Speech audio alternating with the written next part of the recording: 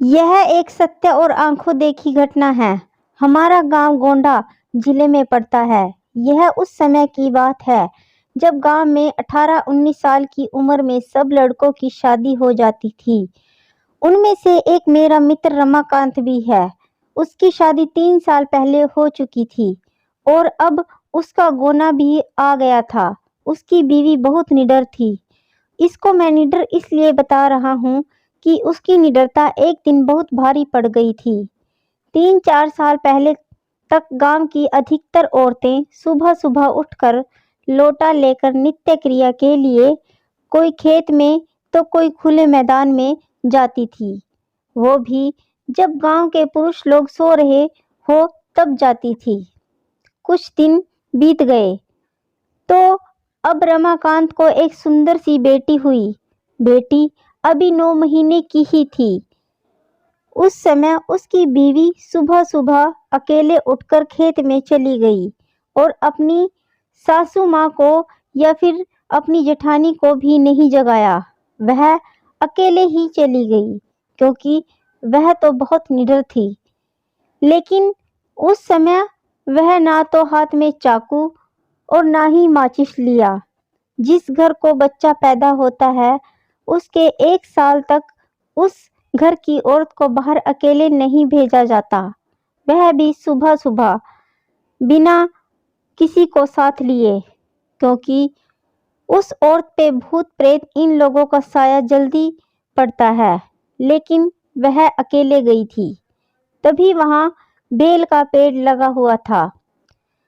उस पर एक चुड़ैल घूम रही थी जो इसके साथ नहीं आना चाहती थी, लेकिन वह भी आ गई। जब रमाकांत की औरत खेत में आई तो लोटा फेंककर पलंग पर बैठकर गाना गाने लगी।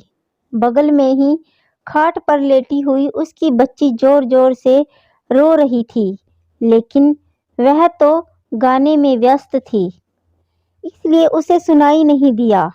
इतना देखकर रमाकांत चिल्लाने लगा कि बेटी को उठाओ, क्या तुम्हें सुनाई नहीं दे रहा है कि वह रो रही है? फिर भी बीवी ने कोई जवाब नहीं दिया। तब तक रमाकांत की भाभी आ गई और वह समझ गई कि यह कौन है और रमाकांत को इशारा किया कि जाओ दादाजी को बुला लाओ। इतना सुनते ही रमाकांत समझ गया कि मेरी बीवी के ऊपर कोई चुड़ैल का साया है। तभी भाभी ने दादाजी का नाम लिया। तब तो रमाकांत पलंग पर बैठकर दादागिरी झाड़ने लगा और बोला कि तुम कौन हो? यहाँ पर क्यों आई हो? क्या तुम मुझसे शादी करना चाहती हो? तब तक गांव की कुछ औरतें और कुछ पुरुष मजा लेने के लिए इकट्ठा हो गए। चुड़ैल ने कहा कि मुझ में तुम्हें शादी क्यों करनी है? तुम मुझ में दिलचस्पी क्यों ले रहे हो? क्यों मुझसे शादी करने के लिए आतुर हो? तो रमाकांत झट से बोला कि मैं कुछ काम धंधा तो करता नहीं, लेकिन अगर तुम साथ रहोगी तो धन दौलत लाती रहोगी। चुड़ैल ने हंसकर बोला, ऐसा कुछ नहीं होता। हमारे में भी कोई ना कोई मुखिया जरूर रहता है जो धन दौलत की रखवाली करता है।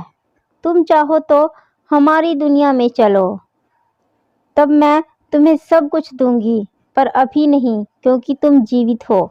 रमाकांत समझ गया कि अब मेरे हाथ कुछ नहीं आने वाला है, तो उसने बोला कि ब्राह्मण परिवार में आते हुए तुम्हें डर नहीं लगा?